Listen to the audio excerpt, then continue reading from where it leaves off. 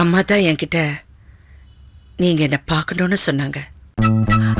ஆமாமா, நான் செந்தமிழ் அரசிக்கிட்ட சொல்லியிருந்தேன், எனக்கு செல்வியை பார்க்கணும் போல இருக்கு, தயவு செய்து அவளை வர சொல்லுங்கன்னு சொல்லியிருந்தேன்.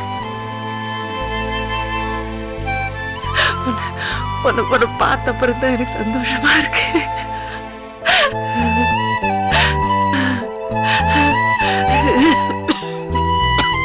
செல்வி, வெளியில உங்க சார் இருக்க போறாரு பாருமா. அங்க யாருமே இல்லம்மா. ஏன்?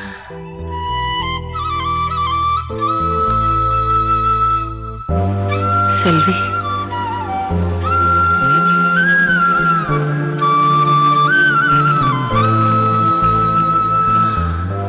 நான் சீக்கிரமே போயிடுவேம்மா. மா, உங்களுக்கு ஒண்ணு ஆவது, ஏன் இப்படி பேசுறீங்க?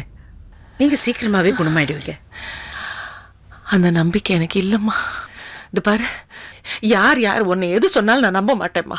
நாக்கில் நரம்பு எல்லாம் பேசுவாங்க, அதெல்லாம் நான் நம்ப மாட்டேன். சரி விடுங்கம்மா, ஏன் இப்ப அதெல்லாம் பேசிட்டு இருக்கீங்க? நீ எவ்வளவு துடிச்சு போயிருப்பேன்னு எனக்கு தெரியும் செல்வி. சரி விடுங்கம்மா, முடிச்சு போச்சு.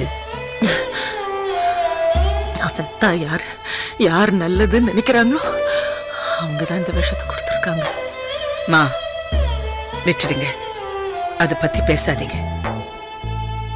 டாக்டர் என்னம்மா சொல்றாங்க? எதையோ ஒழுங்கா சொல்ல மாட்டேங்கிறாங்க.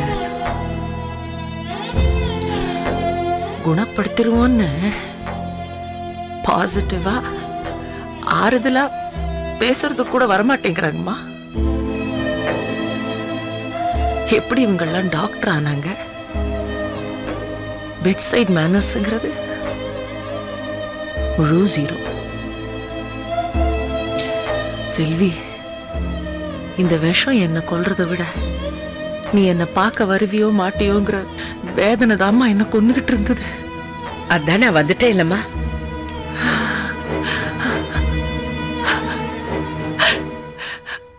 உன்னை பார்த்த அப்புறம்தான் தொலைஞ்சு போன சந்தோஷம் திரும்பி வந்த மாதிரி இருக்கு. செல்வி, நீ என்ன அடிக்கடி வந்து பார்க்கணும். ஆனா நீ வர்றது அவருக்கு தெரியக்கூடாதுமா. ஏன் சார் என்ன பார்க்க கூடாது? சொல்லுங்க, ஏமா இவ்வளவு பயப்படுறீங்க?